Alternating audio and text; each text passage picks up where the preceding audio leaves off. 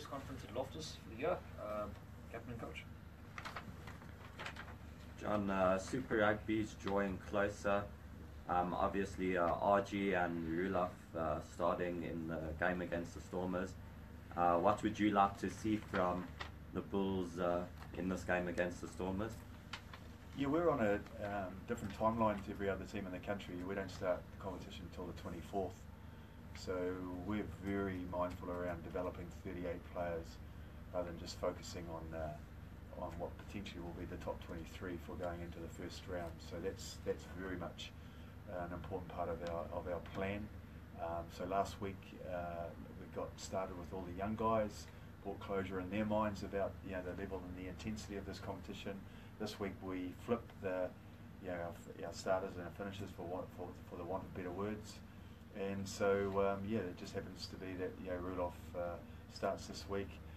An injury to Aston has obviously allowed us to progress some of the more experienced locks into the team. So as we move forward to the competition now, we will be introducing more experienced players. John, the plan with Lewis, is it 20 minutes or is it more than that? Or? First group is 45. I'm really big in the second group, obviously 35 if you're a good mathematician.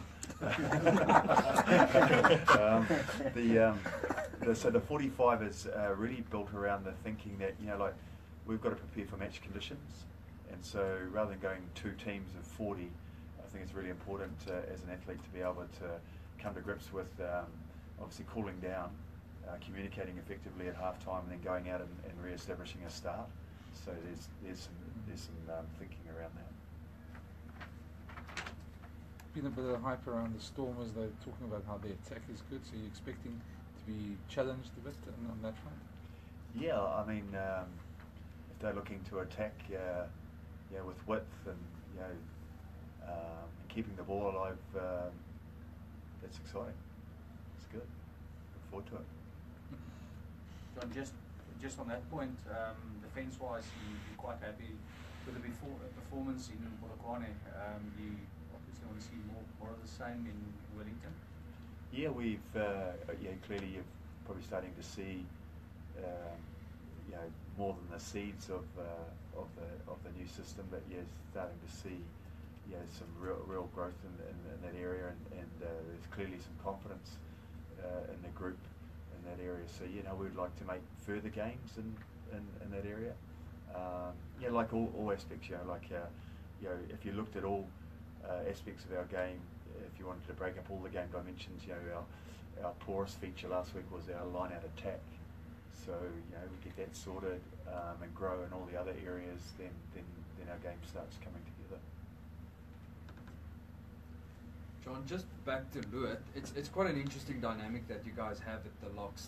There's not like a grizzled veteran or something in that group. The age difference is quite small, but just given his Springbok experience, what are your plans for Luet this season? Do you see him sort of as a bit of an experienced leader just in the group, even though he might not necessarily be first choice or that type of thing? He's come in with great enthusiasm. He's working hard. He's communicating effectively. I think he's enjoying the learning environment that we create and the way that we share our and involve our players in the intel of our game and preparation. So he's and also middle lock. We'll probably have to go 80.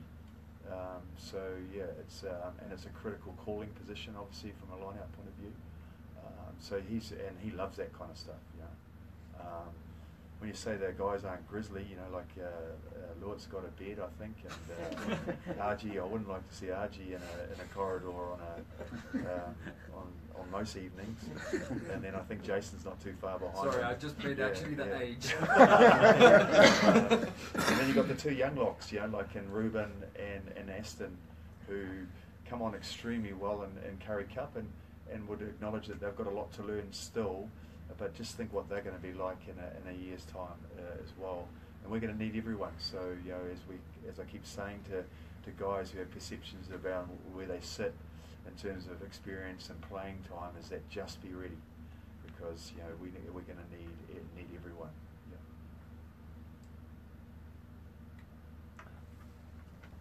John, just on Jesse Green, is he injured? With his shoulder? No, he's been training. He's had a little niggle in his trap, but yeah, if all things go to plan, we'll probably see Jesse progressing into rugby against the Jaguars next week. Yeah. John, just update on Jumbo. Did you guys get the appointment for him? Yeah, he's off there on the appointment on the 14th of February. Okay. So that's great news. I mean, we have to exhaust all possibilities for our athletes, and the last thing you want to do is make a decision on and potentially a career-ending injury, just as a result of not exploring, some of the best people in the world. So I really commend the club, and it gives confidence to all the players should they be in a similar circumstance that we look at maximising that opportunity, because he's a big attacking winger, and once he's confident again, he's a huge asset to us.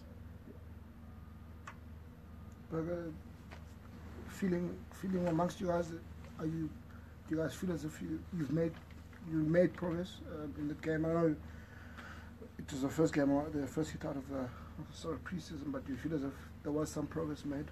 Yeah, I think it was good to get the pre-season jitters out of the way. I think all the guys are just keen to get the season started, so still have a lot of work to do, and yeah, it's great to test ourselves every weekend so we can still see what needs to be done and what we still need to work on. But yeah, I think the spirit in the team is really good. Yeah, we're looking forward to the season. Facing some old enemies there this weekend, the rivalry there, even though it's a pre-season game. Yes, definitely. Don't go out every weekend just to play. You want to come away with the win, so it's definitely going to be a titanic battle again. And yeah, looking forward to play against those teams. Thank you, Alex.